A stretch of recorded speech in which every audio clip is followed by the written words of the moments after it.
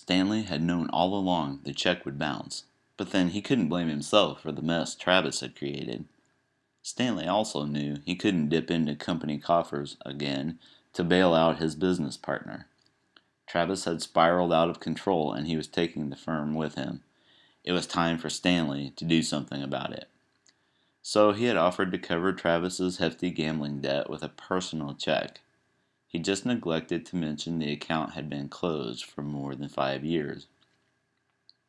Stanley wasn't surprised then when Travis stopped showing up to work a week later, or that cops had found no trace of him.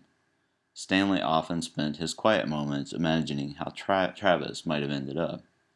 In a cement barrel at the bottom of the bay, buried under several layers of fresh pavement on a busy downtown street, dismembered and scattered in landfills across the country.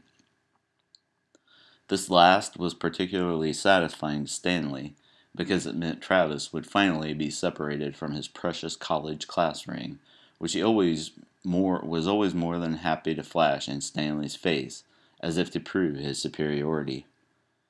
Fat lot of good Travis's fancy Harvard education did him now. The telephone rang on Stanley's desk, pulling him out of his reverie. When he put the receiver to his ear, a scratchy voice rasped across the staticky line. "Top drawer!" "What?" Stanley asked.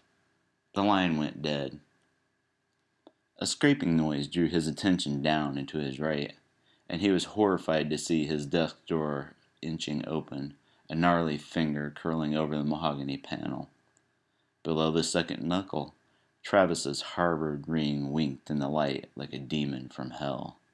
Stanley clutched his chest and fell to the floor, dead.